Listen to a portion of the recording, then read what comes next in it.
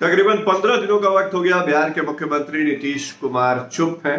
उनकी खामोशी की क्या वजह है, फिलहाल ये समझ पाना बिहार के अच्छे अच्छे राजनीतिक पंडितों के बूते की बात नहीं। दरअसल बिहार विधानमंडल का पूरा मानसून सत्र निकल गया, लेकिन नीतीश कुमार की खामोशी खत्म नहीं हुई। पूरे मानसून सत्र में एक बार भी ऐसा नहीं हुआ कि नीतीश कुमार सामने आए हों, उन्होंने किसी मसले पे बातचीत की हो।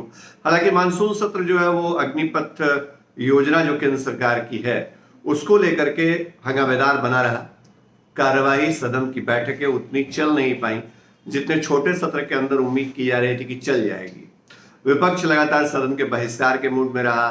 विपक्ष ने प्रदर्शन किया, धरना दिया, और इन सबके बीच जो राष्ट्रीय जनता दल ने MIM के 4 विधायकों को अपने पाले में किया, उसको छोड़ दीजिए तो मानसून सत्र में बहुत कुछ हुआ नहीं। लेकिन इस दौरान भी नीतीश कुमार जो बिहार के मुख्यमंत्री हैं, सदन के नेता हैं, ऐसा नहीं है कि वो सदन में नहीं पहुंचे। दोनों सदनों में पहुंचे, विधानसभा में भी पहुंचे और विधान परिषद में भी पहुंचे। लेकिन इन दोनों सदनों में एक बार भी नीतीश कुमार ने सदन के अंदर अपनी कोई बात नहीं रखी, किसी मसले पे खड़े नहीं हुए, और ना ही सदन के बाहर जो अमूमन कई मसलों पर नीतीश कुमार आकर के प्रतिक्रिया देते हैं, उनकी तरफ से कोई प्रतिक्रिया नहीं आई। किसी मसले पर उन्होंने कोई बयान नहीं दिया। तो हमने इस बात को समझने के लिए थोड़ा पीछे जाकर के रिकॉर्ड तलाशा कि नीतीश कुमार ने आखिर कितने दिनों से चुप्पी साध रखी है।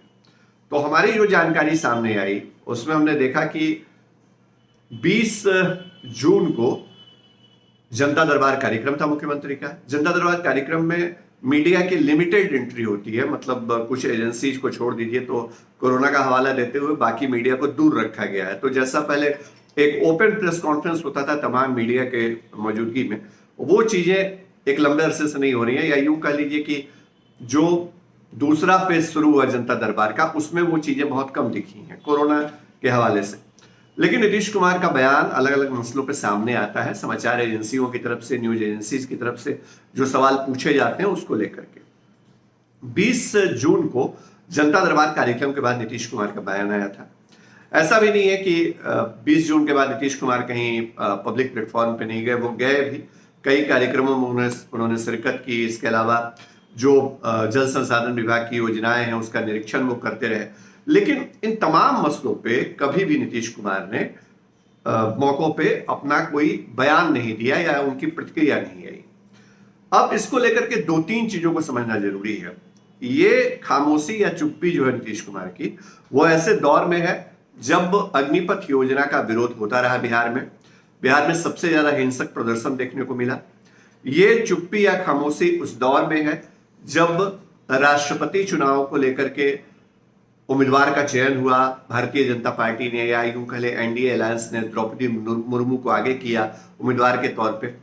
पार्टी के राष्ट्रीय अध्यक्ष यानी JDU के राष्ट्रीय अध्यक्ष ललन सिंह ने नीतीश कुमार के फैसले के बारे में जानकारी दी, लेकिन नीतीश कुमार इस मसले पर भी उनका कोई बयान नहीं है। तो हाँ, एक घटनाक्रम जरूर हुआ कि नीतीश कुमार की इस खामोशी के बीच धर्मेंद्र प्रधान जो केंद्रीय मंत्री हैं और जिनको बिहार में इस वक्त एक बड़ी भूमिका दिए जाने की चर्चा है, या उस भूमिका के तौर पे वो अपनी एक्टिविटी बढ़ा रहे हैं, वो धर्मेंद्र प्रधान जो हैं वो पटना आए। और पटना आने के बाद उन्होंने ये ऐलान जरूर कर दिया कि 2025 तक नीतीश कुमार नेता है, NDA के, BJP के भी नेता है। एक तरीके से देख लीजिए तो उन्होंने ये कहा।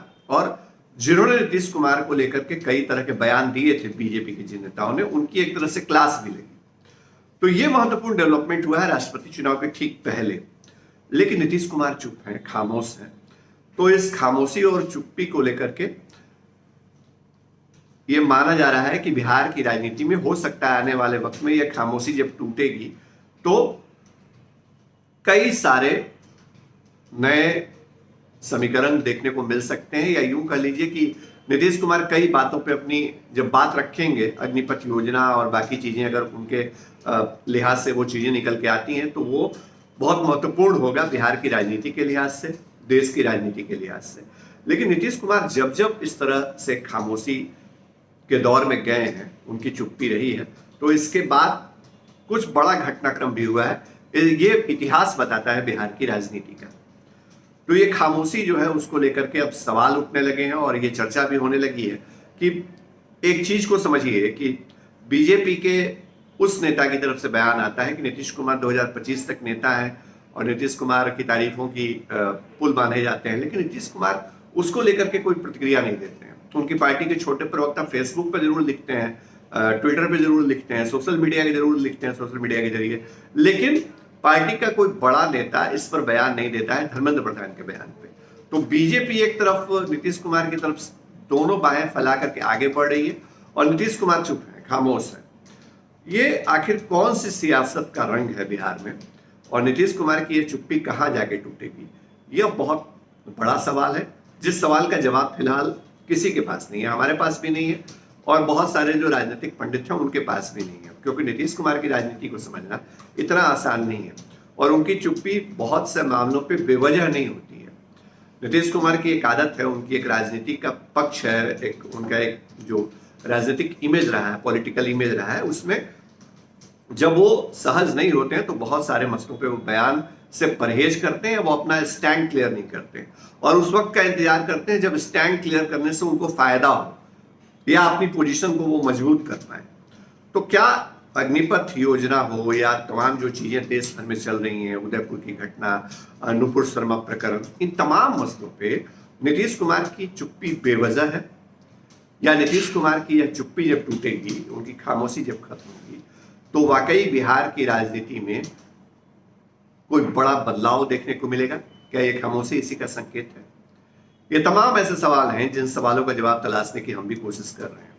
आप भी करिएगा अपने हिसाब से, कमेंट बॉक्स में जरूर बताइएगा नीतीश कुमार की चुप्पी को लेकर के हमने जो अपनी समझ से बातें रखी हैं वो बातें आपको कैसी लगी। हमारे चैनल को आप लाइक सब्सक्राइब करिए। सब्सक्राइब बटन दबाने के बाद अगर नोटिफिकेशन आता है तो कृपया उस नोटिफिकेशन पर जरूर जाकर क्लिक करिए, क्योंकि इससे आप फर्स्ट बिहार की खबर जल्द देख पाएंगे। नमस्कार।